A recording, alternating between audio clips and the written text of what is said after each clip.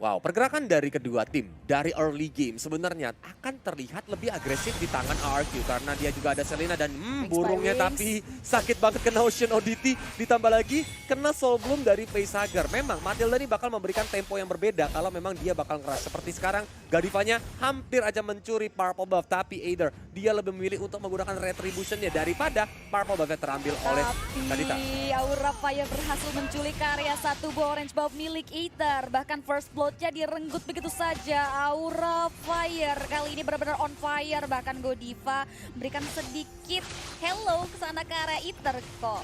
Lius. Oke, tapi Gadivanya mencoba untuk dikejar dari Taka. Dia menghajar ke arah Godiva kena Abyssal Trap. Tapi Gadivanya still survive. Bahkan tes dari seorang Godiva untuk nge-taunting teman-teman dari RQ. Tapi aduh, ikan paus sepertinya bakal lewat nih dari Warlord. Mungkin ada sedikit koneksi issue tentunya ya dari anak-anak RRQ. Kita akan tunggu sejenak sampai koneksi isunya selesai. Karena balik lagi ya, sebagai professional player mereka tuh harus benar-benar bermain dalam kondisi yang prima. Entah itu dari masalah device-nya atau dari masalah internetnya, koneksinya. Jadi kita tunggu dulu teman-teman. Sambil teman-teman nih ya, ingat sebarkan hal yang positif di kolom komentar ya teman-teman. Kalau ada yang negatif biarin aja, itu cuma bocil yang cari perhatian tapi caranya salah teman-teman. Yes, benar banget nih. Kalau USGP juga mau tanya buat kalian yang provokator udah ngasilin apa sih? Kalau belum ngasilin apa-apa mending diem aja nonton sambil silent ya Kolius. Aduh. Karena dalam banget omongan Cipi tadi ya. Jadi buat teman-teman ingat kalau ada bocil provokator dibilangin aja jangan gitu yuk kasih tahu bahwa kita tuh bangga e-sports Indonesia. Kita harus tunjukin bahwa scene e-sport Indonesia itu menjadi panutan dari banyak negara di luar sana. Yes, kita juga harus bentuk komunitas yang sehat juga khususnya untuk komunitas Mobile Legends Bang Bang. Jadi jangan ada komentar negatif dan spread positivity di kolom komentarnya Piala Presiden. Benar banget. Tapi seperti kita sudah ready lagi di dalam in-game-nya jadi kita langsung balik lagi aja ke Lane of Dawn teman-teman. Oke, ini dia dimana tadi pergerakan dari Aura Fire, advantage-nya berhasil diraih dan bahkan disadvantage untuk RRQ Kolius. Yoi, jadinya sedikit mengalami kerugian dan memang Aura Fire memang tidak memimpin goal-nya tidak maksudnya terlalu jauh. Tapi ini mudah menjadi tempo sendiri untuk dari Aura Fire. Terlihat dari Godiva yang udah mulai bermain di area mid lane mencoba untuk melakukan invasi dan di area bottom lane pun masih terjadi 1v1 situation antara Kabuki versus Taka. Tapi di area top lane sana dua hero Haik udah mulai coba untuk memberikan membantu Kating with minion terhadap Keira. Yami nggak mau mengambil resiko, dia bermain aman gitu saja membersihkan wave minion di dalam turret. Tapi Aura Fire sudah mulai cari informasi dan bahkan melakukan poking terhadap Turtle. Fling Eagle juga dikeluarkan dan Violence pun harus tumbang. Turtle diamankan oleh Lord Hai. Ini bakal menggila karena dia langsung mencoba untuk rusuh ke arah Purple Buff. Langsung dengan Phantom Execution yang menuju ke arah Hai. Tapi Hai masih bisa mundur ke arah sedikit ke arah belakang sana. Dan juga sebelumnya menghambat Yami supaya dia tidak bisa menekan teman-teman Aura Fire. Terakhir kan ada Funky harus mundur ke belakang. Jeb sudah mulai masuk tapi elbow-nya Violence connect ke arah sana langsung Yami. Diolah begitu saja. Keira masih bisa sustain damage yang masuk tapi pulling out. Dikeluarkan begitu saja seorang Yami meng-clear satu hero dari Aura Fire. Tapi masih ada Veteran Strike mencoba untuk membalikan keadaan dan Facehugger pun harus tumbang walaupun dia akan membawa Yami ke alam baka. Yes. Trading kill terlihat di area sisi river kali tapi Haik nggak mau terlalu overcommit kali ini. Lebih milih untuk mengarah ke area satu buah Little Wonder Raja dan balik lagi ke area jungle patternnya Kolius. Karena memang gini, sebenarnya Hai itu nggak boleh terlalu lama ada di jungle. Sebagai Karina jungler, tipikal playstyle yang dimiliki Hai adalah dia bakal mencari point kill. Dia di jungle biasanya cuma ngambil buff, kalau kebetulan memang lagi nggak ada setup, dia baru ngambil sedikit kecil-kecil jungle minion yang warna hijau, baru dia langsung setup untuk mencari point kill. Tapi di arah bottom lane. Kali ini Kabuki dalam bahaya dan bahkan kita bisa juga Warlord. Wings ke arah belakang, Godiva memposisikan dirinya dekat back area depan sana. Masih coba untuk mulai menyelamatkan dirinya. Ocean of Blitz-nya kepada siapapun dan Barsha menjadi korban selanjutnya. Godiva ingin direnggut nyawanya oleh seorang Aether. Langsung saja juga dikeluarkan. Satu Kolius. Aether tapi masih bisa selamat walaupun Facehugger belum bisa berhasil. Tapi Soul Bloom yang mencoba untuk mengejar ke arah depan. Tapi selesai casting time-nya Aether yang tadinya panik nggak jadi recall lagi. Yes, recall lagi tentunya. Nggak mau terlalu overcommit juga walaupun kali ini Hyde lagi dan lagi mengambil karya purple buff-nya Aether Kolius. Yap, ini terjadi di area bottom lane dimana Kabuki yang pertama kali di take down. Warlord tuh udah sekarat banget tapi Godiva yang peka. Dia langsung menggunakan Ocean Oddity dan juga Rough Wave-nya tuh tepat sasaran sehingga Warlord harus bisa ditumbangkan. Oke, dan itu juga perlawanan yang berarti dikeluarkan oleh seorang Ether ya. Sirlingelnya nggak berarti ke area Ya. Ether, mengingat dia sendirian dan nggak ada dealing damage juga. Gak ada Kalius. follow up ya, Yes. jadi gak ada follow up damage-nya sehingga Facehugger mau gak mau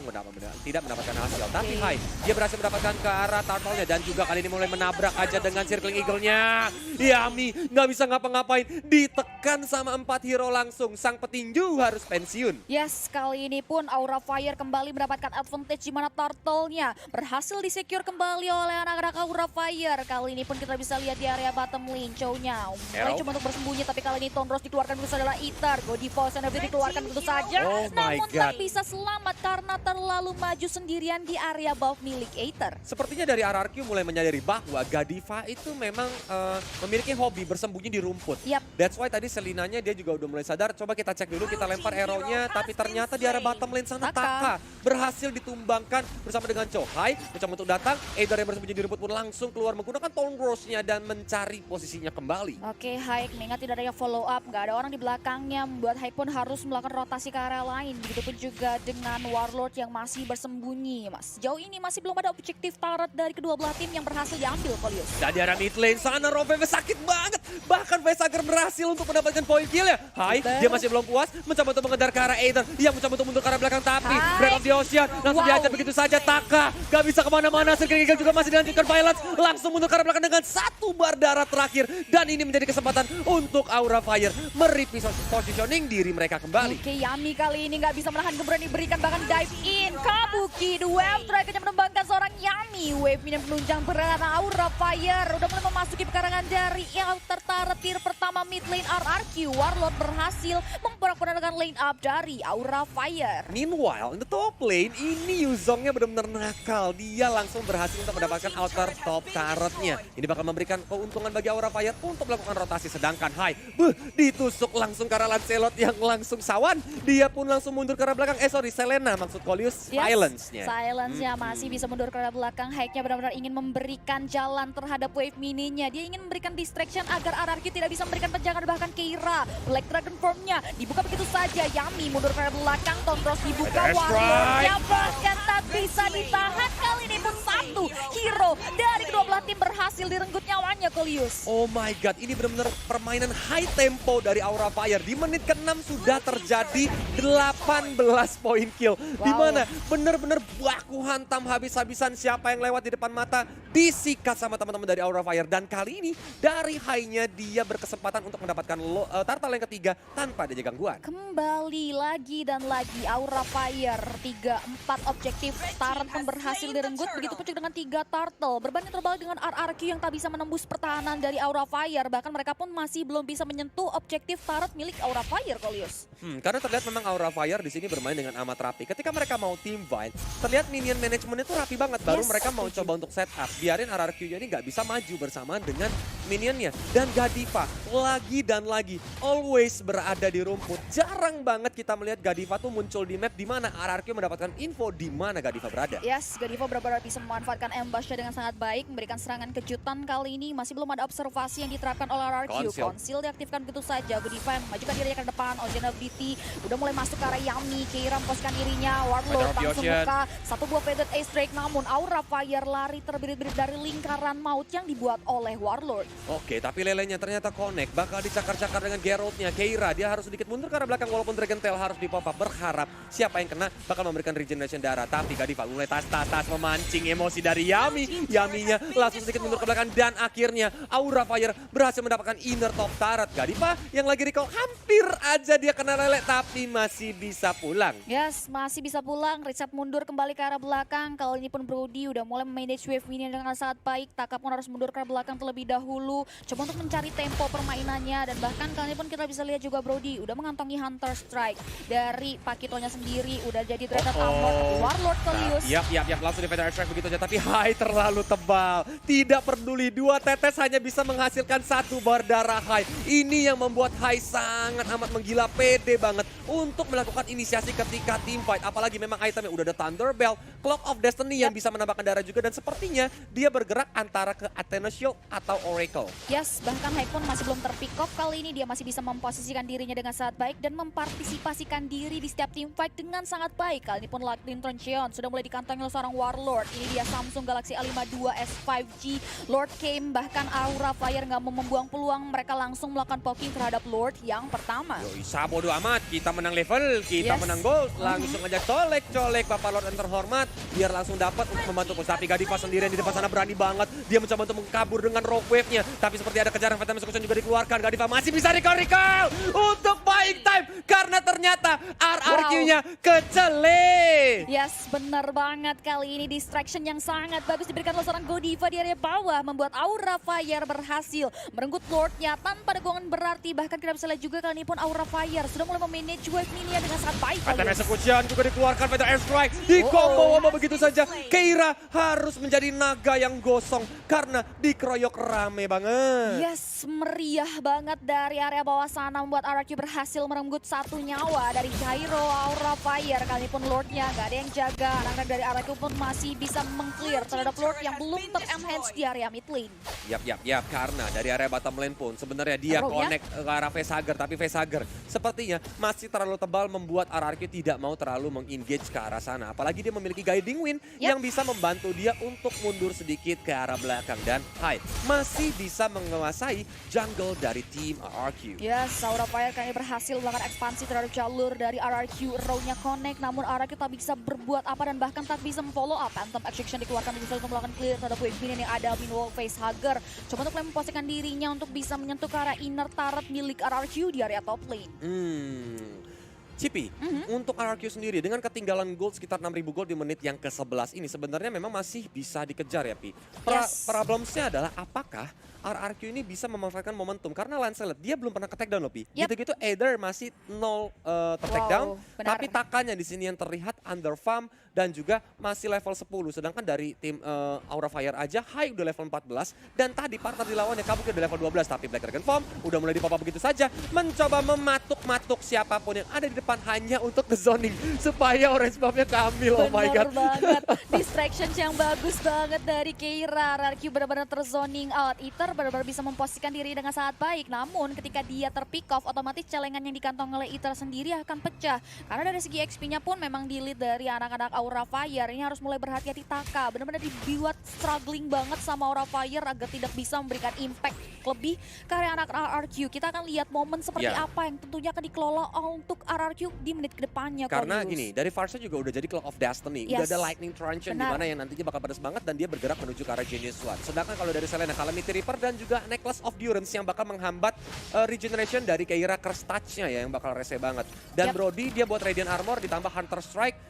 Damage-nya ini belum terlalu besar, tapi atas dia mau mencoba untuk nyicil nih. Pelan-pelan dia mau buat ke arah Brute Armor kayaknya tuh. Yes, bisa jadi tentunya ini Brody dari segi positioning aja dia masih bisa kasih shadow damage deal tambahan tentunya bagi anak-anak RRQ. Kita terlihat juga dari Aura Fire nggak mau terlalu overcommit, dia coba untuk buying time terlebih dahulu sambil menunggu kedatangan Lord yang pertama muncul. Lelenya connect langsung diajar Fatal Airstrike begitu saja. Keira nggak bisa kemana-mana, lagi-lagi menjadi naga gosong. Apakah ini menjadi pertanda RRQ bakal segera menggempur Aura Fire? Yes, kali ini kita bisa lihat juga RRQ. Coba untuk mulai manage wave mininya terlebih dahulu. Belum mau maju ke arah depan. Godiva terlihat bermain secara ambushnya lagi-lagi. Lele dihajar Fatal Execution. Godiva nggak bisa ngapa-ngapain. Wow, ini pelan-pelan. Bener-bener insting Lele dari Violence nih bagus banget. Dia kayak tahu biasanya nih dari Godiva, dari Keira bersembunyi di area mana. Jadi Lelenya selalu terus-menerus dilepaskan. Nah, kalau kayak gini Pi, Aura Fire bentar lagi ini kan menitnya bakal lama ya. Kalau sampai ter-takedown di atas menit 15 itu kan bakal memiliki waktu yang cukup lama banget. Benar banget. That's why sebentar lagi harusnya Aura Fire tidak berani sih main kayak tadi lagi. Yes, benar-benar harus mulai hati-hati mengingat RRQ sudah mulai mendapatkan taktiknya untuk menemukan seorang Godiva. Wings by Wings sudah mulai dipop begitu saja mengingat Chow dari Aura Fire berhasil mendorong wave mininya ke area inner turret milik RRQ di area top lane dan Lord yang kedua kedua, which is Lord yang sudah ter-enhance muncul ke area Land of Dawn kali ini, Kolius. Siapa yang bakal memantau? Karena di Lord itu terjadi ada 2 Abyssal Trap ya dari seorang Selena itu sendiri untuk melihat posisi apakah Aura Fire bakal berani untuk engage ke arah Lordnya. Tapi Lele udah mulai dilepaskan, belum ada yang bisa connect, membuat Black Dragon Form langsung dipapa begitu saja ke arah belakang sana. Rovevnya bagus banget, Violence langsung tumbang, mencoba mengejar lagi, bahkan Taka kali ini menjadi korbannya. Yami dia lari terbirit-birit, terkencing-kencing karena dikejar sama banyak banget hero. Oke, Aura Fire mendapatkan peluang untuk mempoking terhadap Lord yang kedua kali ini. 3 hero tersisa dari RRQ, mampukah RRQ men-steal terhadap Lord yang sedang dipoking oleh anak Aura Fire? Kira coba untuk mulai mencari informasi terlebih dahulu, terlihat dari minimap RRQ tidak mau memasuki teritorial anak-anak Aura Fire. Mereka lebih prefer untuk memikirkan defense mekanisme seperti apa ketika Lord jatuh ke tangan anak-anak dari Aura Fire. Ikhlaskan saja Waduh. Lordnya pada Aura. Wow. Daripada dia masuk tabrak terus meninggoy kan. Benar banget. Resikonya tinggi. Tinggi banget. Iya, jadi mendingan udah kita lepasin dulu. Karena memang mereka juga punya Varsha nih. Yes. Pi. Dengan ability high ground yang dimiliki oleh Warlord, harusnya dia bakal bisa untuk nge-cover dulu.